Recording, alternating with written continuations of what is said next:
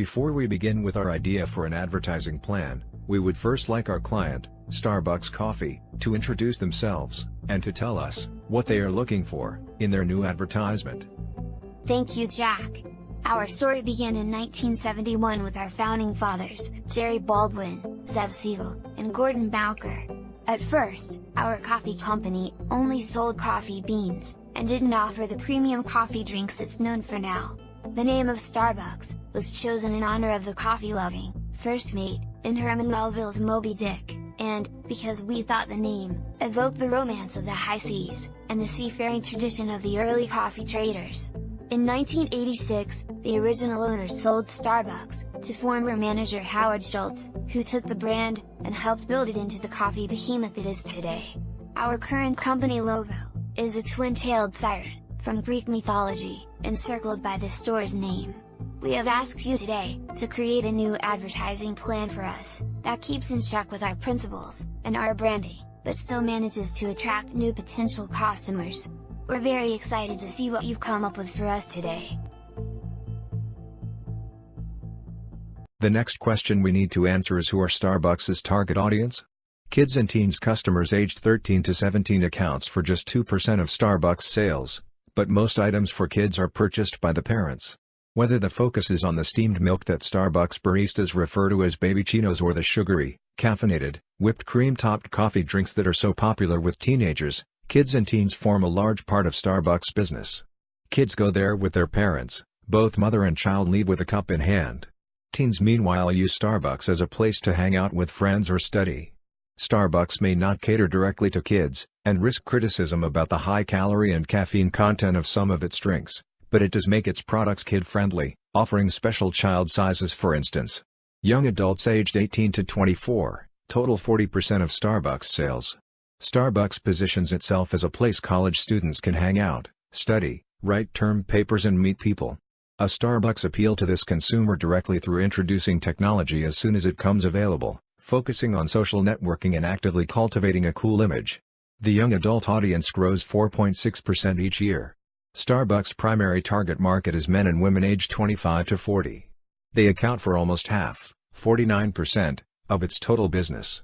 Starbucks appeal to this consumer age group through hip, contemporary design that is consistent in its advertising and decor, and working to keep its products current as status symbols. Customers tend to be urbanites with relatively high income, professional careers and a focus on social welfare.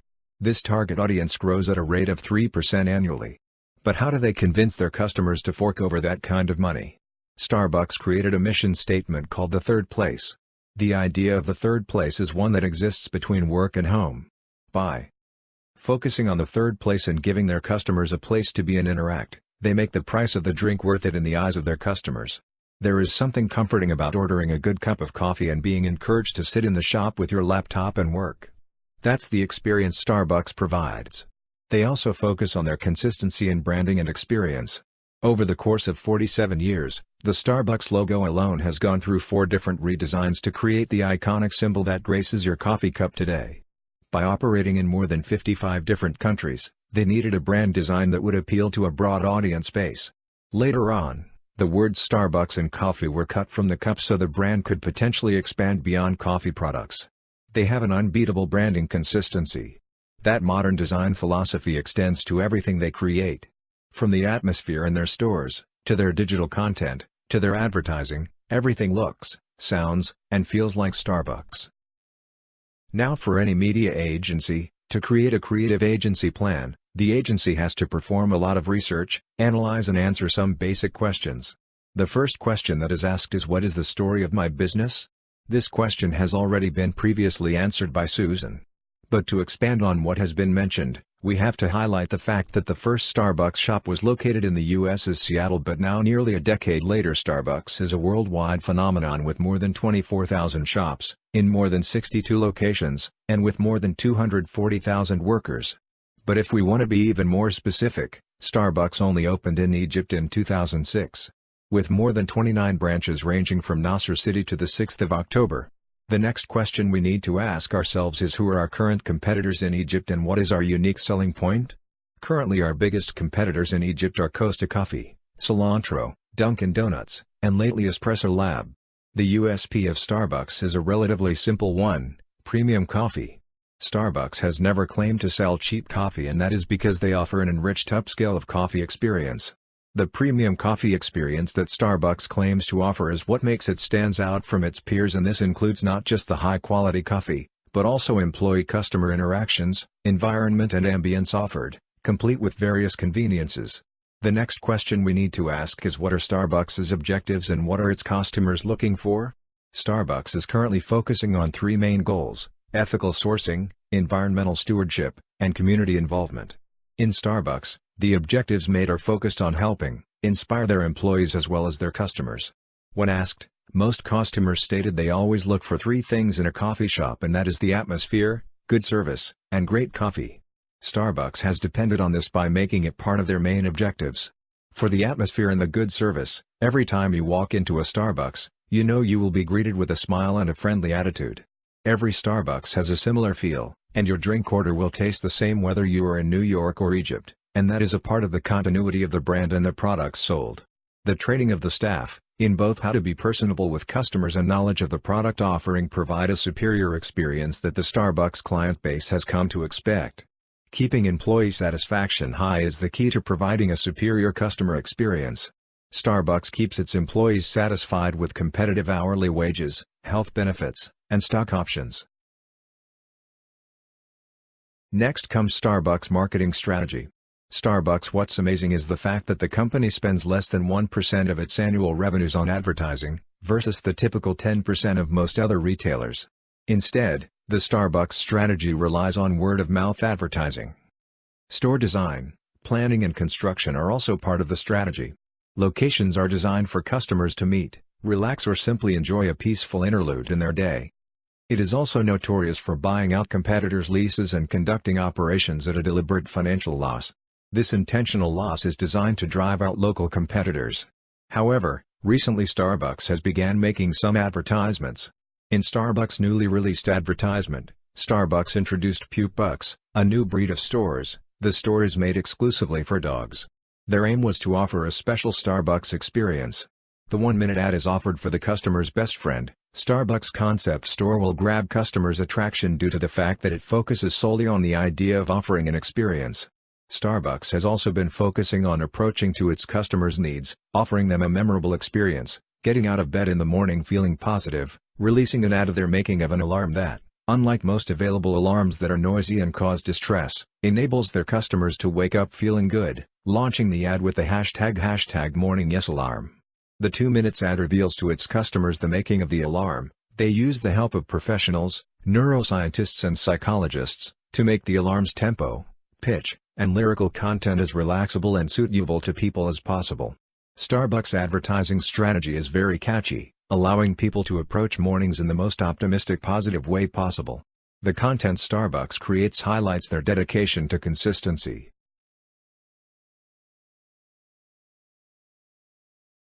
Starbucks' marketing strategy depends on the 7 Ps: product, price, people, place, product differentiation, physical evidence, and promotion.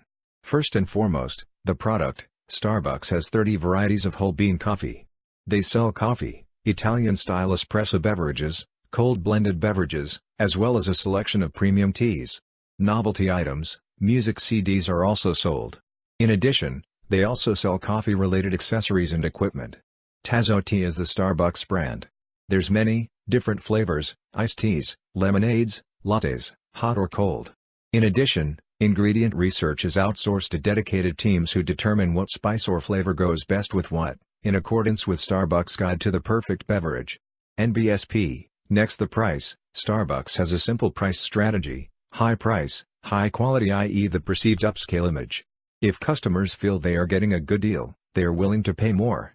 The price, according to Starbucks, is said to include the entire Starbucks experience: free Wi-Fi, the unique ambience, and the food.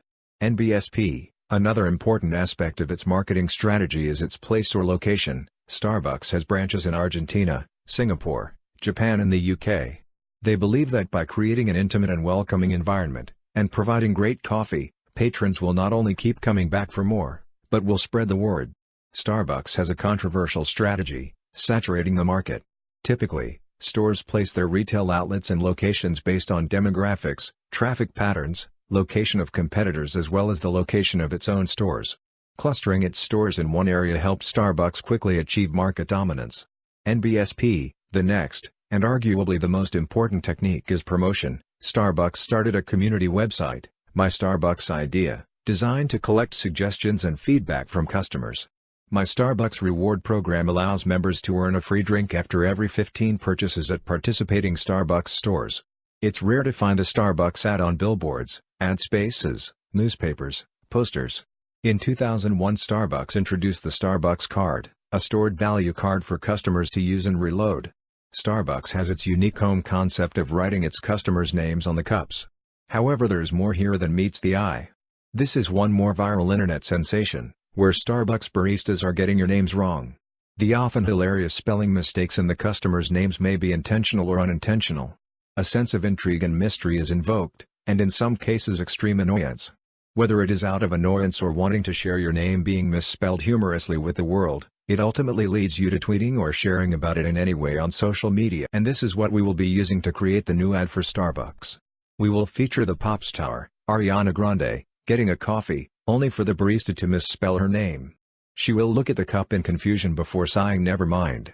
If the ad were to be placed here in Egypt, it could be most fitting to place it in front of AUC as, not only do students frequently visit Starbucks branch located in the mall facing the university, but also the staff go there to get their work done. The services Starbucks presents, one could be customers' free access to Wi-Fi, allows more customers to be attracted. The location of the ad will be very effective not only because it is located in front of the university serving students and staff, but also it will help Starbucks sales to boost serving teenagers that visit the mall, in which the branch is located, during weekends.